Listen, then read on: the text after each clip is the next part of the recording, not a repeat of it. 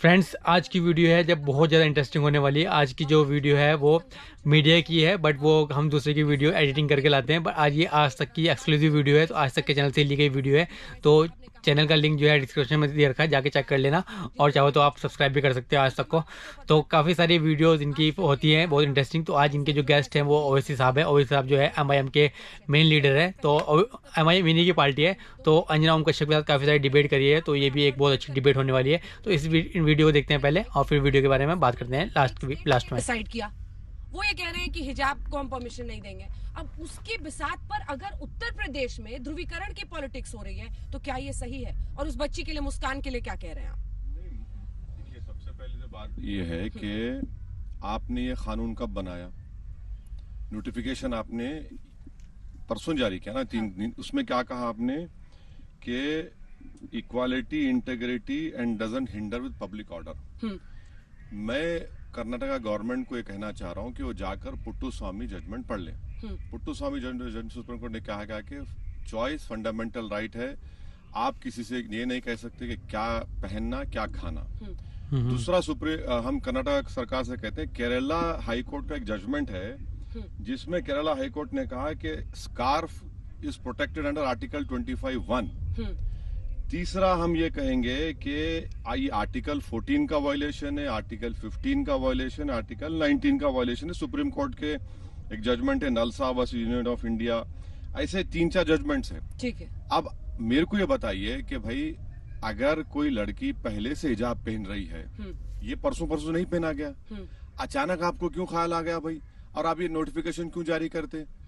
और सबसे अहम बात यह है कि नेशनल स्टैटिस्टिक्स ऑफिस का एक डेटा है जो मोदी सरकार ने दिया, जिसमें यह कहा गया कि 21.9 मुस्लिम गर्ल्स जो 3 और 25 साल के हैं वो कभी एजुकेशन लिए ही नहीं। आपका नारा है बेटी पढ़ाओ बेटी बचाओ।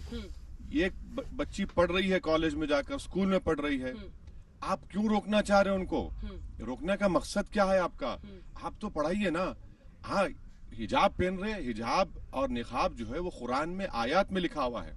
कुरान की आयत में है, वो तो फर्ज है। हर एक महिला को आप नहीं पहनते अलग बात है, मगर वो तो उसका जिक्र है।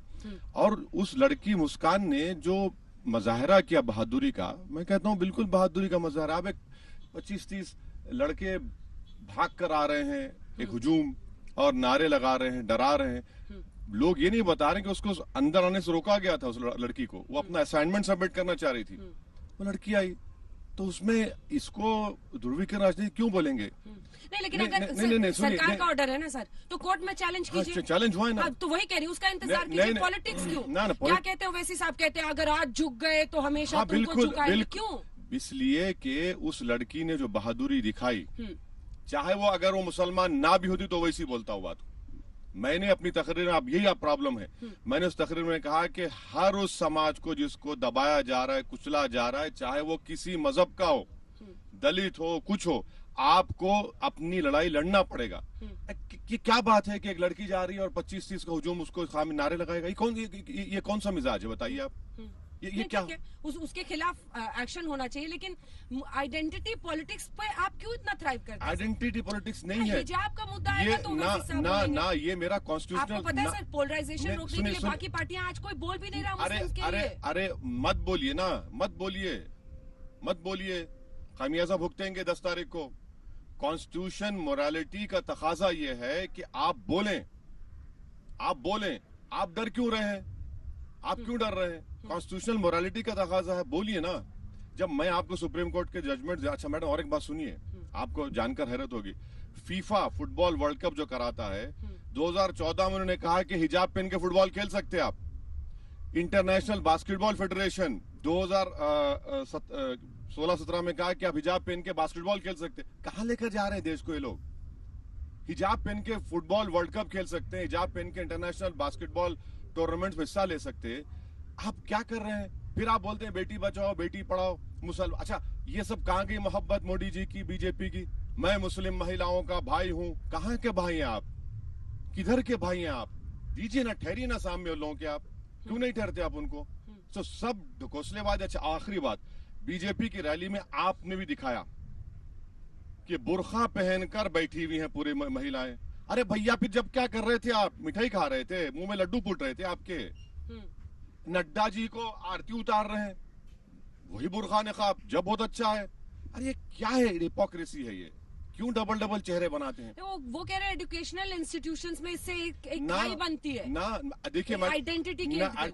देखिए सर महिला संगठन, आप मुझे बताइए सर, मास्क पहनने के आपकी सांसें फूलती है नहीं फूलती? मैं एक सिंपल सवाल नहीं फूलती, नहीं फूलती, बिल्कुल नहीं। क्यों फूलेगी? बिल्कुल आप जब भी घूमते हैं टहलते हैं आप पहनते हैं। आप नियम बनाइए ना, आप कोविड की फर्स्ट नियम बनेगा तब आप पहनेंगे ना। देखिए ना, और आप चाहते हैं कि महिलाएं हमेशा बुर्के में रहे सर। एक मिनट देखिए उस पर चर्चा क्यों ना हो? देखिए आपको ओपन टू डिस्कशन से पूछ रही हूँ आपसे। अच्छा आपको मालूम, ओपन टू डिस्कशन कि हम उस पर चर्चा करें। आपको मालूम, आप तो अपने आप को प्रोग्रेसिव नहीं, मैं प्रोग्रेसिव नहीं हूँ।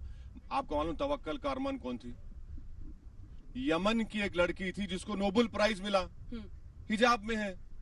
अरे अब बताइए ना, नोबेल प्राइज देने वालों को एतराज नहीं है?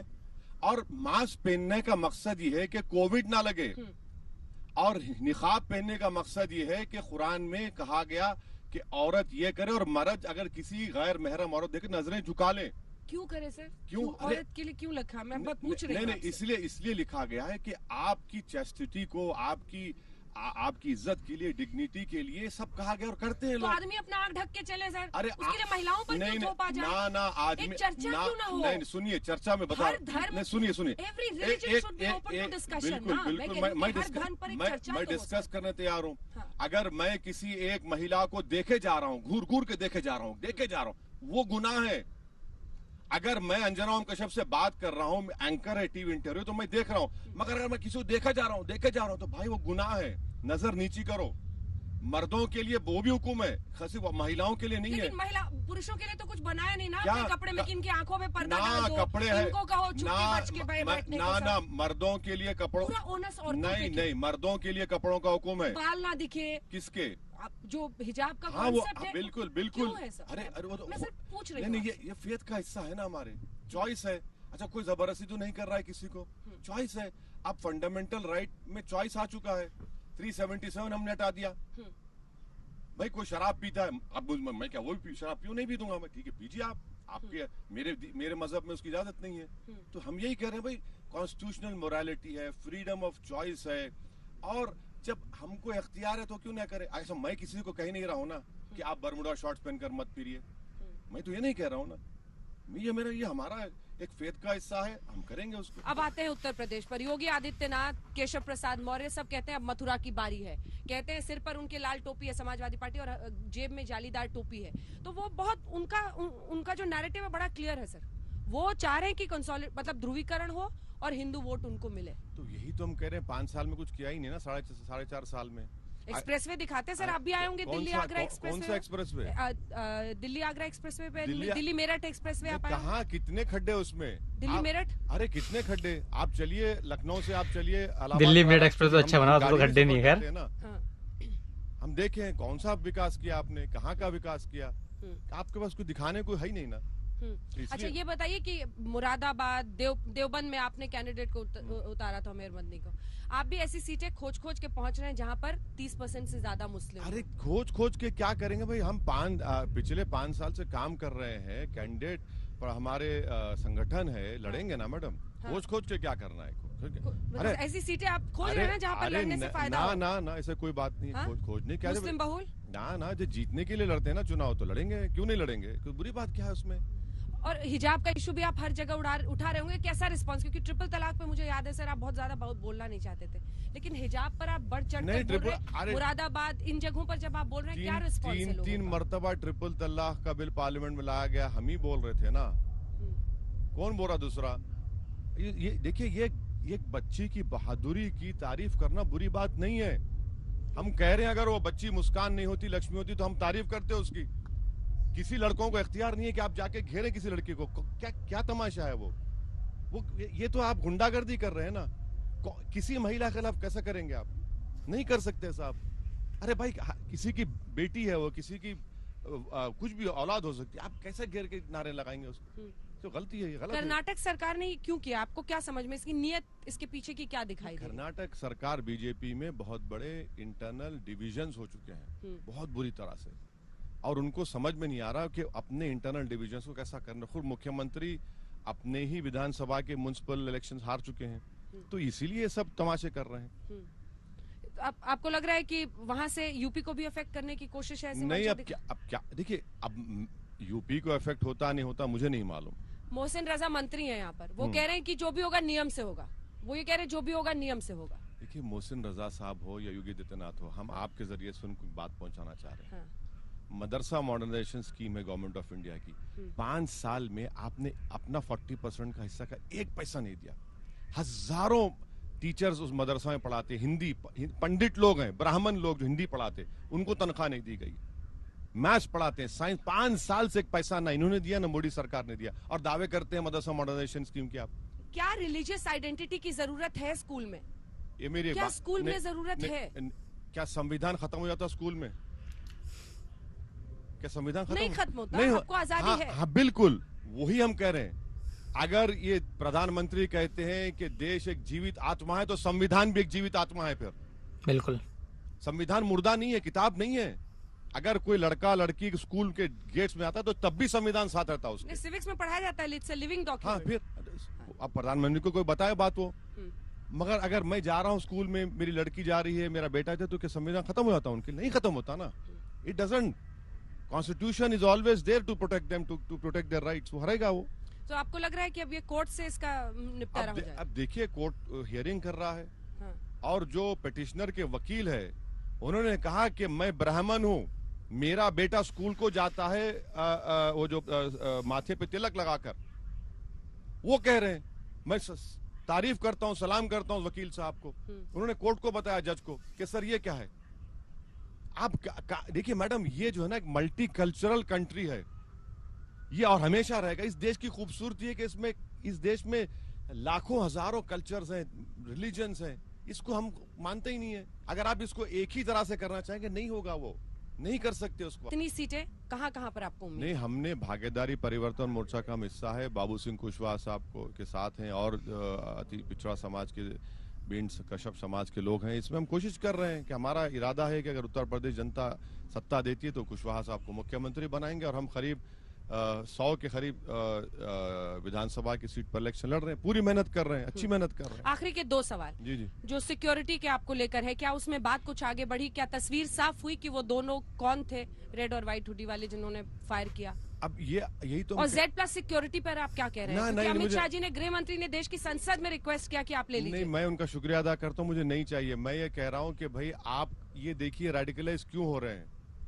क्यों रेडिकलाइज हो रहे हैं, क्यों ये लोग बंदूक उठाकर गोली चला रहे हैं, ये कौन इनके पीछे दिमाग दे रहा है? आप उनको रोकिए ना। ये भी तो पुलिसिंग का हिस्सा है, ये भी तो इंटरनल सिक्योरिटी का हिस्सा है कि इनको बुलेट पर भरोसा है, बैलेट पर नहीं है, इनको संविधान पर भरोसा नहीं है, अपनी नफरत पर इनको एतमाद है। तो मुझे एक कैटेगरी का स्टेटस बनाइए आप, मुझे वो शहरी हुकूक दीजिए ना, मुझे वो चाहिए। और क्या मेरी जान बचने से सबकी जान बच जाएगी? अरे आप कितने गरीब लोग, कितने महिलाओं का क्या होता है, आप क्या कर रही है सरकार? बताइए, आप कुछ नहीं कर रही है ना।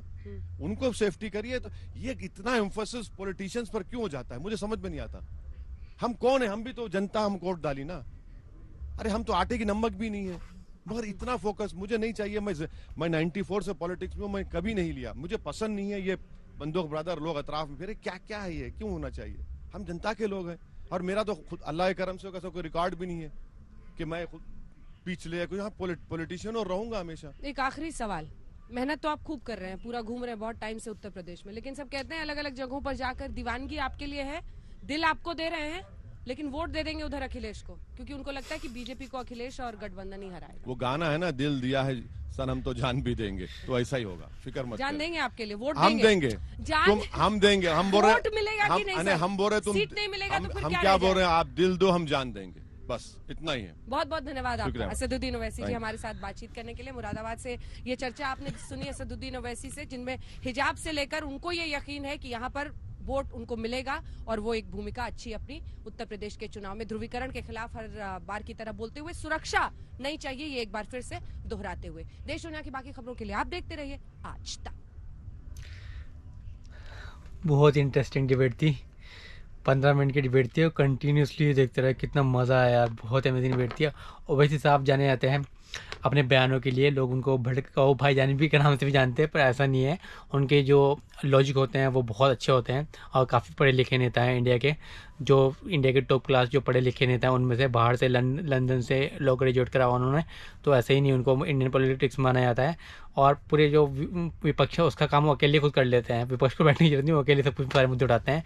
तो ये थे, उनकी बहुत अच्छी स्पीच थी। तो काफ़ी सारी वीडियो इनकी हम और भी लाएंगे, और इस आपकी जो डिबेट होती है वो और भी लाएंगे। बहुत अच्छी डिबेट थी, बहुत उन्होंने मुस्कान के ऊपर बोला, जब मुस्कान कर्नाटक में इंसिडेंट हुआ था मुस्कान का, उसके ऊपर बोला।